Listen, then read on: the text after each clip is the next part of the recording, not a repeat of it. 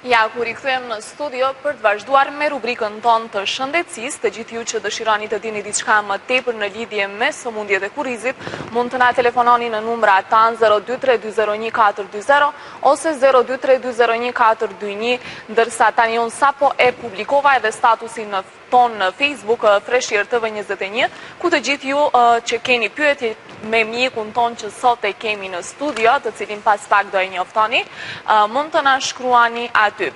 Jemi të hapur për të gjithë ju të mësoni diçka që nuk e keni ditur.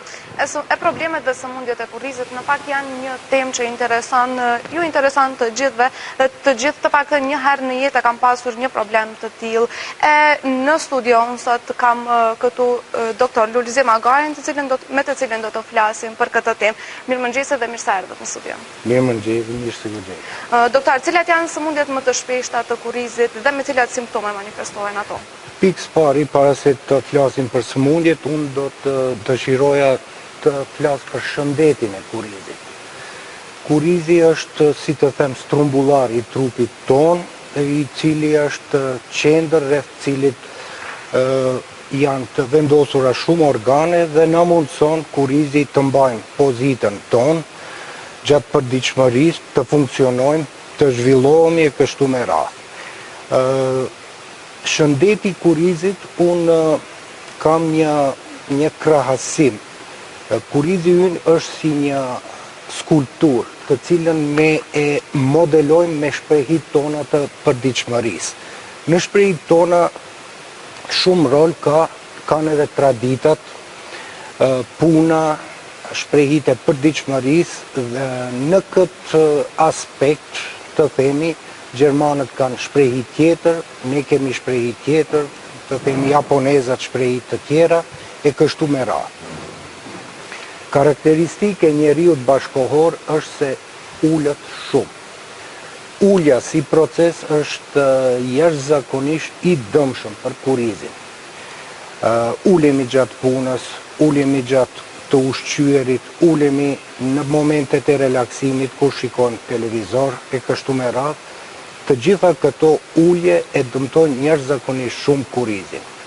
Pra duhet të kemi një drejtpeshim në shprehit tona të përditshmërisë dhe mos të lejojmë tër ditat na kalojë e ulur, por gjatë ditës të kemi aktivitete të ndryshme, të ecim, të lëvizim, të merremi me sport që ta mirëmbajmë, se kurrizi ynë e meriton këtë.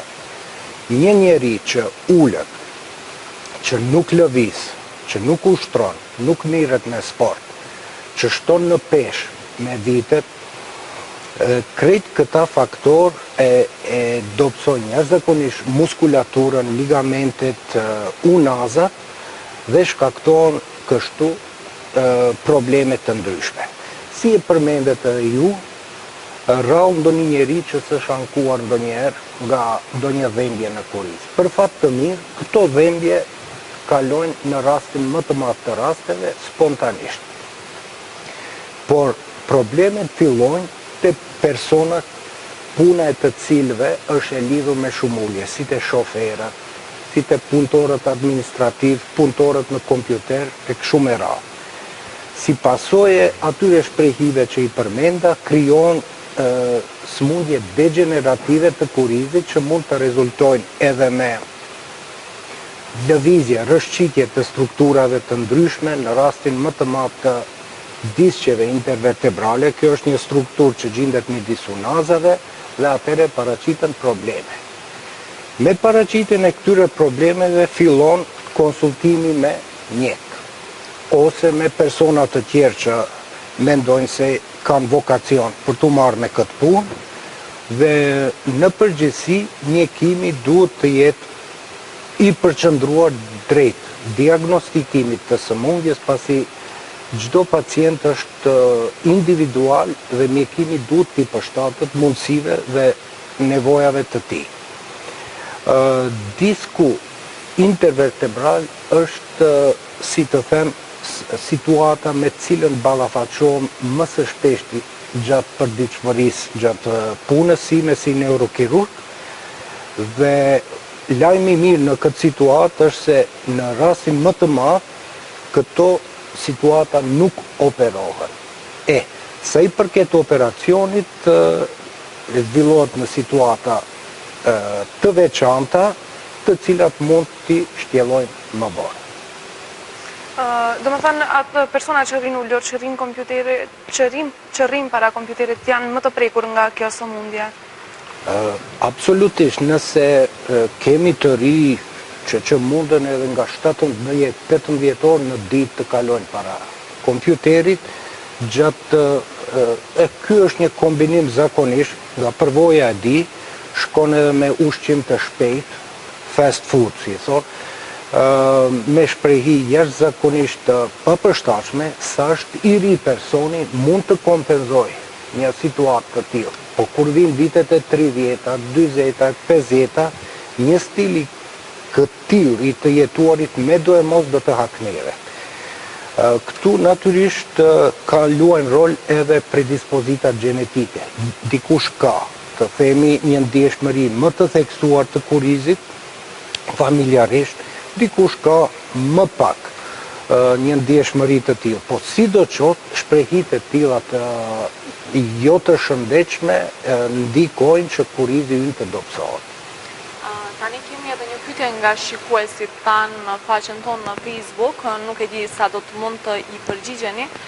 Thot përshëndetje, deshta t'ju bëj një pyetje mjekut, përse kur ri ratë në shpinë vetëm për 5 minuta në ndonjë vend të fortë, nuk mund të ngrihem, e ka fjalën, s'u zgjohem, nuk më lakohet kurizi, thot, ndërsa në vend të buti jo. Si duket nëse e si thash, çdo njeri është individual, tu duhet shumë faktor të di. Zotria, zonja në fjalë, a ka, çfarë moshe ka, çfarë profesioni ka, situatat e përgjithshme, nuk mund të jepet ndonjë përgjigje universale në bazë të kaq pak të dhënave. Në përgjithësi, si duket, ka ndonjë problem me kurizin, i cili theksohet nga pozita e shtrirë dhe të shumë pacient paraqitet, sidomos kur kanë ndryshime reumatike në kuriz, ngritja nga pozita e shtrirë është mjaft e vështirësuar. Kalojmë pak të disa sëmundje pak më serioze të kurizit. Mund na flisni pak më shumë të tregoni cilët janë ata më të shpeshta që i vëreni, që vinë pacientët me ata simptoma. Flasim për probleme pak më serioze, për sëmundje pak më serioze të kurizit. Sëmundjet më serioze janë si përmenda përpara hernia diskale. Midis unazave të kurizit kemi një strukturë amortizuese që quhet disk. Ky ka formën e një jastëku dhe roli i kësaj strukture është t'i amortizoj lëvizjet e kurizit, se me kurizin ton anomi, para, prapa, anash dhe krejt të lëvizje duhet të jenë në një farë mënyrë të kontrolluara nga kjo strukturë. E tani, me kalimin e vite, kjo strukturë e humb elasticitetin e vetë, imbibimi i saj me ujë humbet me moshën, sa më të ri jemi, aq më shumë ujë kemi në organizëm, sa më në moshë kalojmë, uji zvoglohet në organizmin tonë. Si pasojë e humbjes së këtij elasticiteti, ky diskus, kjo strukturë pra mundet të rrëshqet nga vendi dhe në afërsi të shtyp strukturat nervore. Kjo na shkakton dhimbje. Por përveç dhimbjes, probleme edhe më serioze se dhimbja mund të jenë humbja e funksioneve të ndryshme që kontrollohen nga nervat që janë të shtypur. Si për shembull humbja e funksionit të lëvizjeve të këmbës, ato nuk janë të themi në fazën e parë ndonjë dobësi e madhe e muskujve, por gradualisht mund të vijë edhe te ndonjë dobësi e madhe. Humbja e kontrollit të kryerjes së nevojave fiziologjike. Këto janë simptoma shumë serioze. Përveç rrëshqitjes së diskut intervertebral, në moshë të shtyr mund të vije edhe të ngushtimi i kanalit spinal i themi, atë është një kanal ku janë të ruajtura këto strukturat nervore. Si pasojë të këtij ngushtimi, stenozi themi latinisht, vjen te pamundësia e pacientit që të ecë. Ai mund të ecë një distancë më të shkurtër, 10 metra, 20 metra, 50 metra, pastaj duhet të pushojë një 5 minuta, i anuar zakonisht me trupin përpara, që pastaj të vazhdoj atë ecjen e tij. Pra këto dy janë sëmundjet më të shpeshta që hasën në praksën mjekësore. Ka dhe sëmundje të tjera natyrisht që janë më të ralla, si tumoret, infeksionet e kështu me radhë. A ekzistojnë, më falë, të lidhem këto që te pjesa e kurrizit, a ekzistojnë terapi të cilet mund, e dim se të rinjt nëse mirën me ndonjë sport me kalimin e kohës pak më me lehtësi i kalojnë këtë sëmundje të them, apo këto probleme me kurrizin, po çfarë është e pleqtë, çfarë mund të tregoni atyre shikuesve tanë, çfarë mund të ndërmarrin në qoftë se kanë një sëmundje apo një problem të tillë? Tu kisha ndarë dy aspekte. Një është prevenca edhe dy ballafaqimi tashmë kur është zhvilluar ndër. Nëse është zhvilluar ndonjë sëmundje, të themi te ndonjë pacient në moshë, duhet të kontrollohet, duhet të shihet karakteri i sëmundjes dhe të përcaktohet mjekimi në bazë të situatës. Nëse flasim për prevencën, ju përmendët te të rritë, por edhe në moshë të shtyrë ekziston mundësia të praktikohet sporti. Te ne ende nuk ekziston ajo traditë këtu, por jashtë në Suedi, në Gjermani, ju do të shihni njerëz 90 vjeçar që vrapojnë, mos flasim që ecin çdo ditë, që i grajnë cikletës, që notojnë e kështu me radhë. Me fjalë tjera janë shumë aktiv. Trupi kërkon aktivitet. Trupi ynë është i destinuar që të jetë aktiv. Një ashtu si edhe truri ynë. Një tru i cili nuk përdoret sa duhet, te pensionisti, ai më shpejt i humb aftësitë e veta. Një tru i cili është aktiv, te një njeri që edhe në moshë të shtyrë, mëson ndonjë gjuhë të re, të huaj, zgjidh ku e di ndonjë problem, e kështu me radhë, ai tru është më i freskët. Si truri, ashtu edhe trupi i cili është aktiv, do t'jetë shumë më funksional se sa një trup te një njeri që është pasiv. Pra prevenca do të ishte, përgjigja në pyetjen e juaj, aktivitet edhe në moshë të shtyrë. Unë para se të bëj pyetjen tjetër miq të dashur, dua të ju rikujtoj që keni numrat të telefonit 0232014220 dhe 0232014221, ku mund të telefononi dhe ta pyesni mjekun ndonjë pyetje që ju intereson rreth sëmundjeve të kurrizit dhe mjekimit operativ të tyre, ndërsa edhe mund të na shkruani edhe në faqen tonë të Facebookut Freshëri TV21, ku ne kemi publikuar tani më statusin për sot dhe me temën të cilën po e bisedojmë këtu në studio me mjekun Dr. Lulzim Agaj, neurokirurg në Spitalin Acibadem Sistina, ndërsa tani dua ta pyes doktorin me që përmendët tumoret, cilat janë të shpeshta tumoret? Vizit janë për fat të mirë mjaft të ralla. Në praksën tonë i hasim rallë dhe duhet me shumë si të them përgjithësi të diagnostikohen dhe të përcaktohet mjekimi i tyre. Kemi tumore beninje dhe malinje. Në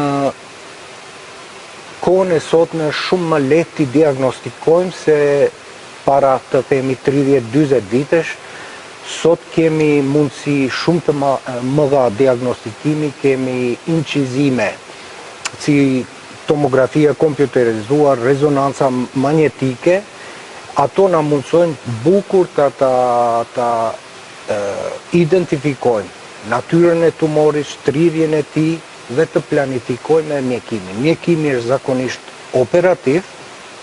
Gjatë operacionit mirë është të përdoren metoda bashkëkohore të saktësisë, si mikroskopi operativ, monitorimi intraoperativ neurofiziologjik, pra këto janë procese që zhvillohen në sallën e operacionit që rrisin sigurinë e pacientit gjatë operacionit. Nuk kisha dash tash telespektatorët shumë t'i impresionoj e t'i frigoj me këto tema të rënda.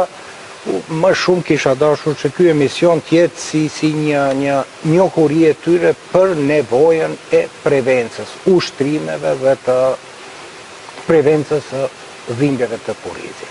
Do dua të kaloj pak te sëmundjet degenerative. Cilat janë simptomat e kësaj sëmundje dhe çfarë është në fakt kjo sëmundje? Sëmundjet degenerative nënkuptojnë ndryshime në strukturat e kurizit. Ndryshimet janë në formën e hipertrofisë. Do strukturat që normalisht i kemi në kuriz, me mosh, krijojnë kalcifikate, krijojnë do shtojca, do thepa, si të them, të cilat kur i prekin strukturat nervore që janë në afërsi, shkaktojnë probleme. Në zhvillimin e sëmundjeve degenerative luajnë rol pikërisht shprehit tona. Një njeri i cili të themi ullët shumë, nuk lëviz, të ai sëmundje degenerative kanë shansa shumë më shpejt të zhvillohen. Në moshën e re, ato nuk vinë në shprehje. Ato fillojnë të manifestohen zakonisht pas moshës 40, 50 e më shumë vjeçe. Si pasojë këtyre ndryshimeve paraqiten dhimbje, por nganjëherë paraqiten edhe probleme më serioze. Ato dy entitete që i përmenda më parë, disku intervertebral dhe stenoza, ngushtimi i kanalit spinal, janë shembuj të sëmundjeve degenerative.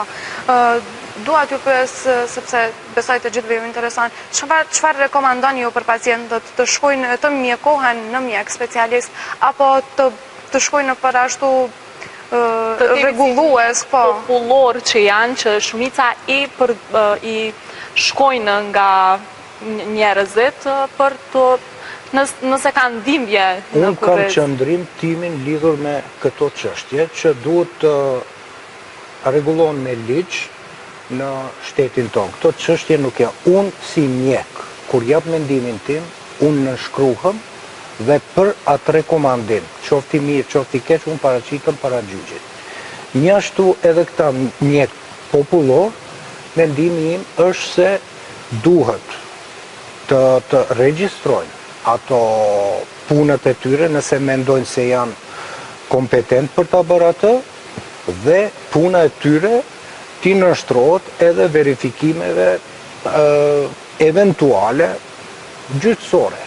Se kam parë raste që manipulimet në kuriz mund të jenë jashtëzakonisht edhe të rrezikshme. Gjatë asaj mund të ndodhë edhe dëmtimi i kurizit që mund të ketë pasoja fatale. Pra, unë si mjek nuk rekomandoj të shkohet të një njeri i cili nuk është i edukuar, nuk është i stërvitur për diçka të tillë. Lidhur me manipulimet e kurizit, me ushtrimet, kemi terapin fizikale me fiziatrit dhe fizioterapeutët që janë të edukuar se si të mjekojnë pacient të këtij. Do doja pak të flasim edhe për spondilozën e qafës. Si shkaktohet kjo sëmundje që i prek të themi të gjithë? Spondiloza është gjithashtu pra një sëmundje degenerative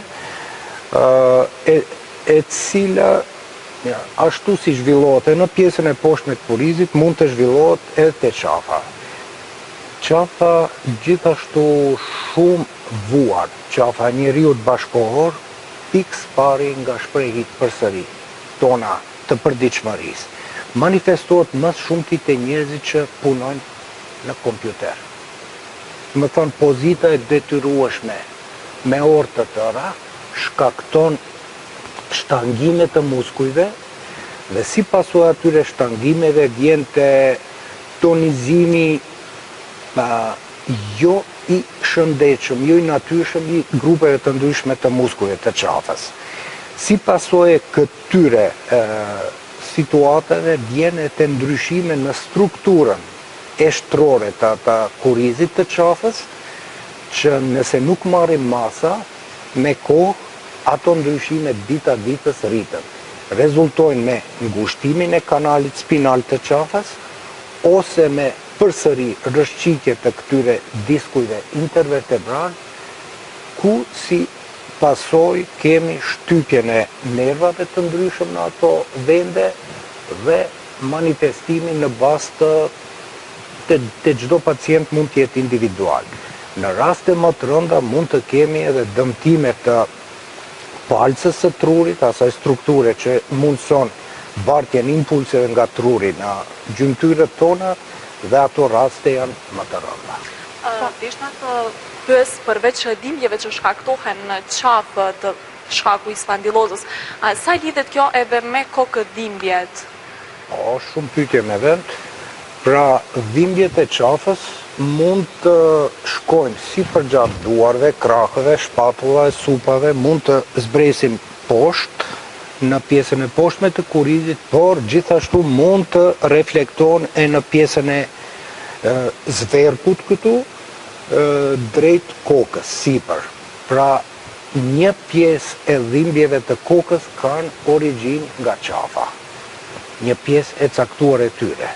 Dhe mjeku, gjatë kontrollit, duhet të konstatoj një dhimbje eventuale e kokës, a ka vallë origjinë nga qafa apo jo. Zakonisht këto dhimbje pra fillojnë në pjesën e poshtme, në pjesën e sipërme të qafës dhe bartën në pjesën e pasme të kokës, në zverk. Po çfarë terapi ju rekomandon, çfarë terapi mund të marrin këta persona që vuajnë?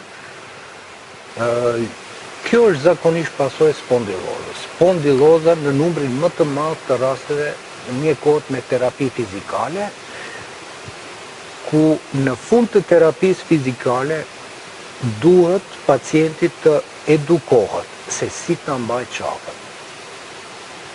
Pra, qëndrimi ynë gjatë përditshmërisë ka shumë rëndësi. Qafa duhet të ketë një pozitë të themi të drejtë, si edhe trupi ynë.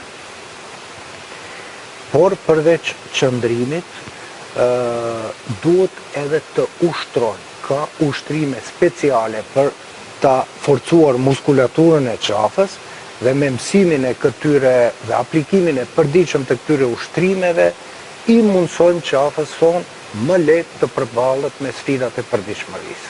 Por a shërohet përgjithmonë kjo sëmundje? Kjo është pyetje ne me moshë, a bëhemi më të ri? Jo. Ne jemi të krijuar që të plakemi edhe të vdesim në fund.